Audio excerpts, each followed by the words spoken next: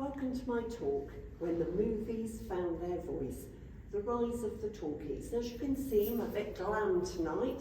The reason being, we are going to a spectacle later on. We're also going to the very first Oscars. Now, 1920s, Hollywood was just finding its rhythm. It's not quite the movie capital that we know today, and it wasn't until the end of the era that we get the talkies. So what was happening that the studios were experiencing or experimenting with more flair. They wanted bigger sets. What they were trying to do was to grab the audience's attention. So in fact, they were warming up, stretching their legs, ready for the big show. So here you can see that Hollywood has transformed a lot here. They were an unstoppable powerhouse, and stars like Paramount, Fox, Universal, they controlled the entire pipeline, right from the glamorous film production on sunny sets through to the nationwide distribution, right to the movie palaces. And these palaces were temples of escapism, not like cinema that we know today. And in 1922, Grauman brought the first Egyptian theatre to Hollywood. And it was so Egyptian grandeur and Hollywood flair.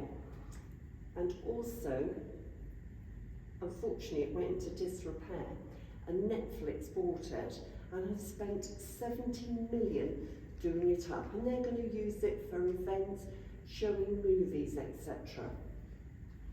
So here we go. This is Grauman's Egyptian Theatre, and we're now going to do a bit of time travel.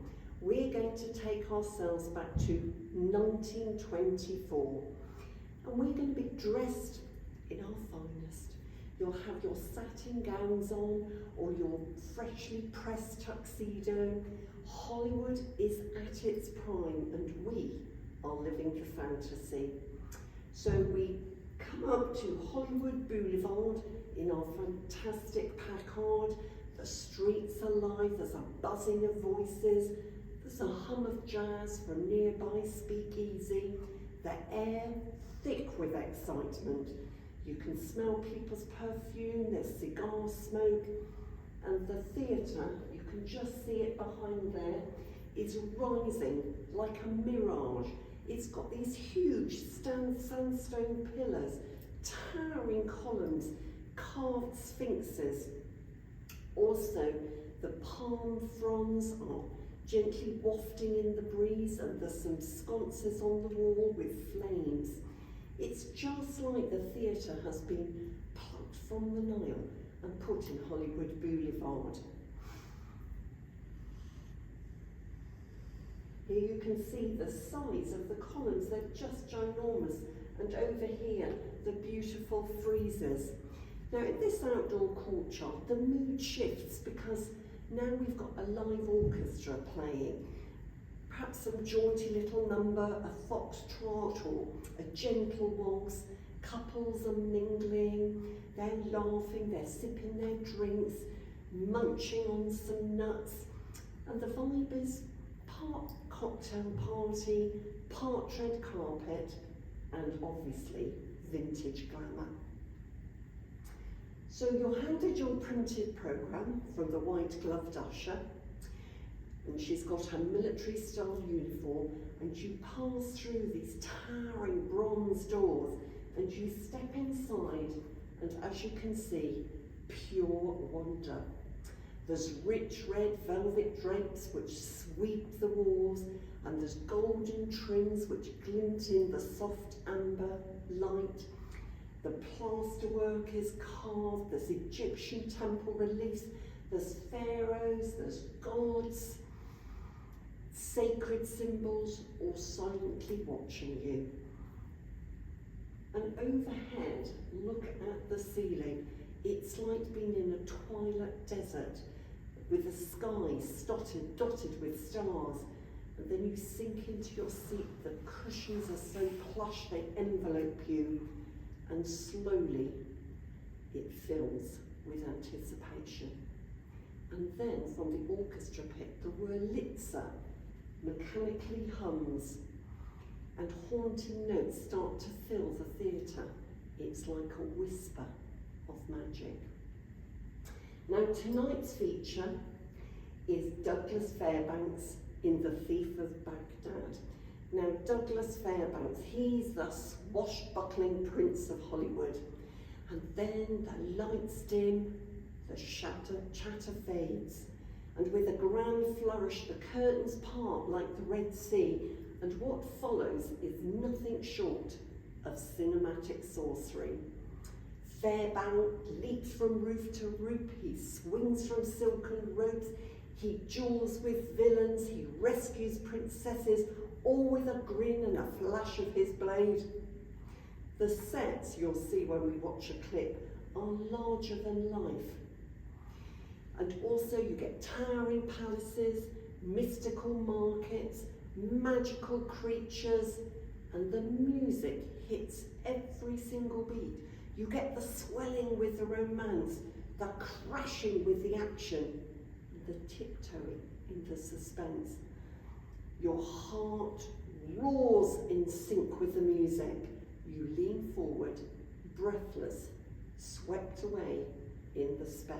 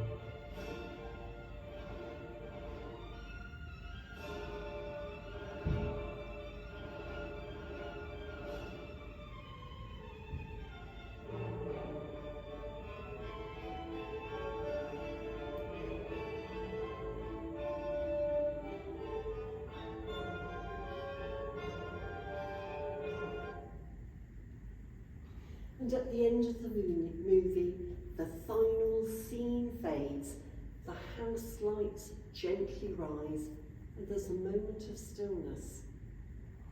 Then applause breaks out. People even stand up for a standing ovation. People blink, dazed. It's like walking out of a dream. And then you step outside into the cool California night, the scent of jasmine wafting gently on the breeze, the musical notes still echoing in your ears. For just one night, Hollywood felt like heaven.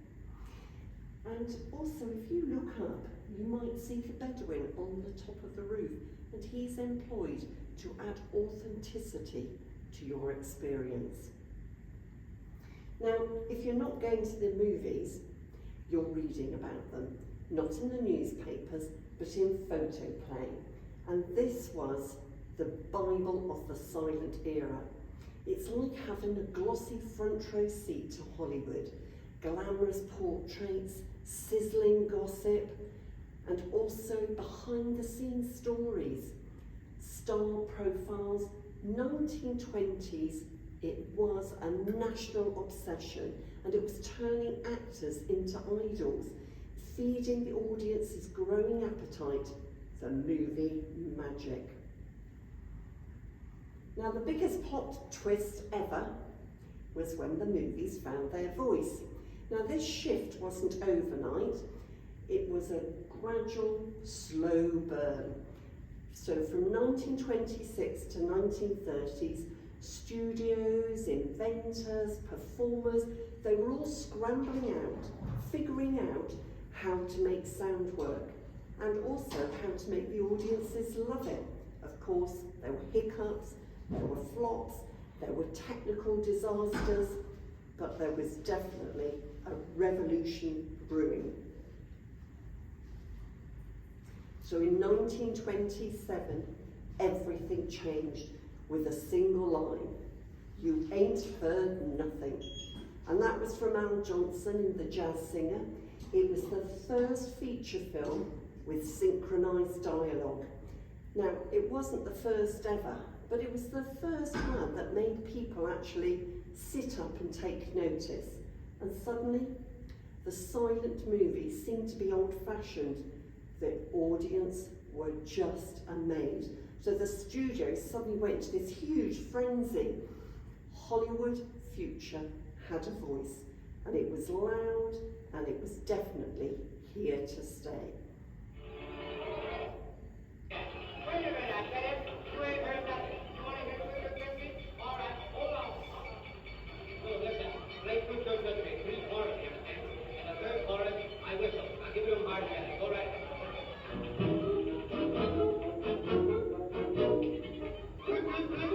Goodbye. Good, don't cry. This is great. That takes me away from you. You don't know just how sad it makes me. Just think of it and then how? Do it over again. Once was a man, I never fail. If you don't get a man again, no one can jail. Hey, don't cry, Tootsie, don't cry. Kiss me, Tootsie, goodbye. So there was no going back now. The audience wanted more. More voices, more song, more drama you could actually hear. Now there were 2 genres which really took off once the talkie started, and that was your gangster movies and also your musicals. So the musicals obviously were born to shine because suddenly your actors could belt out show tunes, could shimmy and sparkle in sync with the score. Also, your gangsters really showed what sound could do. Can you imagine Tommy guns rattling in those dark alleys? Also, the squeaking of tyres. You've got that unmistakable slang from your actors as well. You dirty rat. All of that. Now I'm going to show you a clip from James Cagney here in The Public Enemy, and this was in 1931, and unbelievably, everything you see is live rounds. To us that's quite shocking, but back in 1931 that was common. Is anything I can do for the wife and kids? Let me know. Yeah, you can send me up a carton of cigarettes. All right.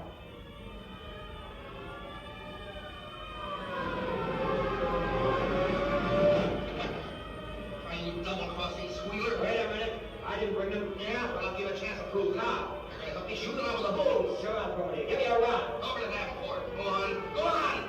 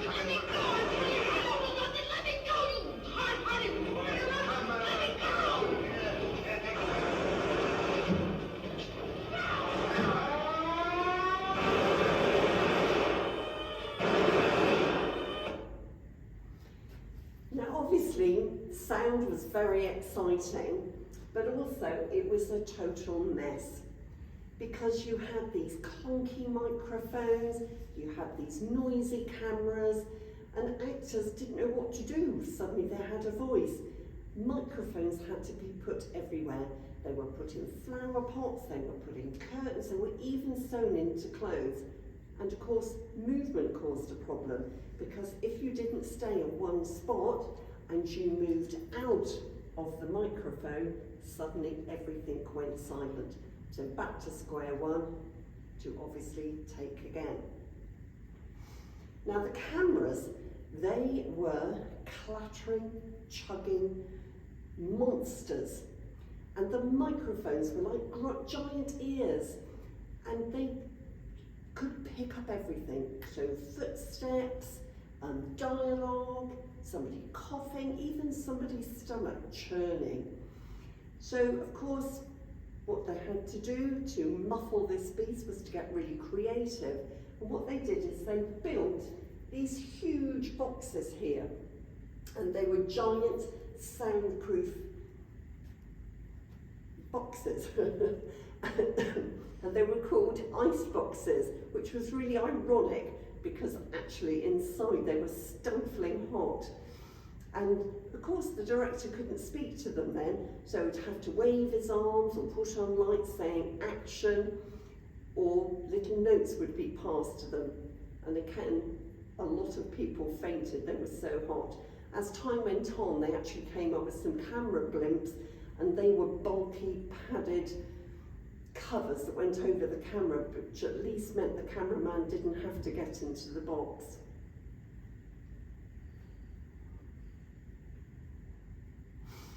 Also, a director, Ernst Lubitsch, said it best: "We all went to bed as directors of silent films and woke up as beginners, because there was so much that they had to learn."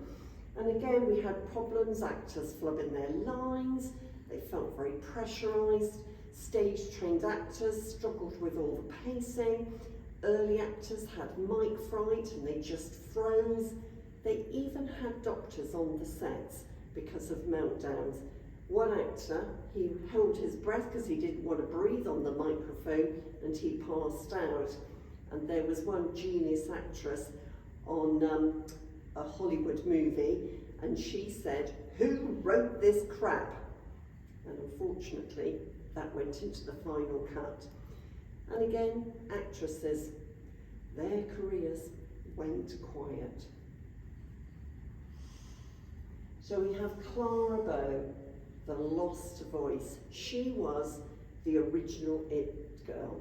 She had fiery red hair, Brooklyn sass, pure sex appeal. She was one of the original flappers. She defined the wild spirit of the roaring 20s. She had short hair, short skirt, and she was a carefree rebel. She had a thick New York accent, which classed with the sleek image that, the talkies demanded, and she found talkies stiff and limiting.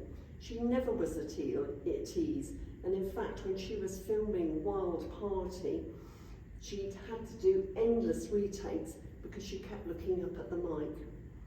So by 1931, aged just 28, she decided to step away from the limelight, and she went and lived on the ranch with her husband, Rex Bell. Sadly, behind her success on the screen, she battled schizophrenia, and in her 30s attempted suicide and was given electric shock treatment. Sadly, at 60, she had a heart attack and died. So she was far from the glamour then, but she will never be forgotten.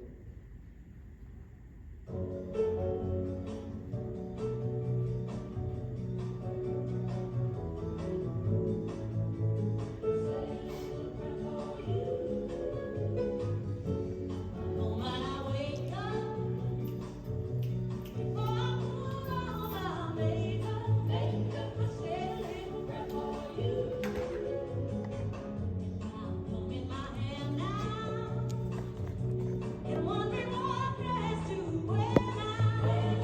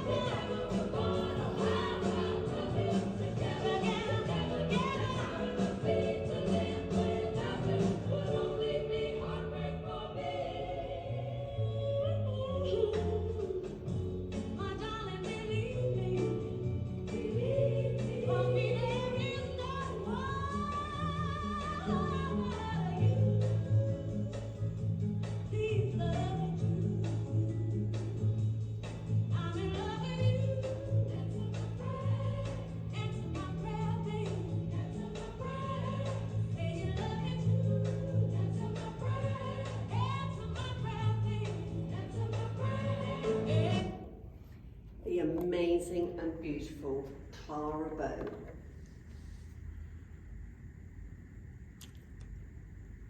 Thank you.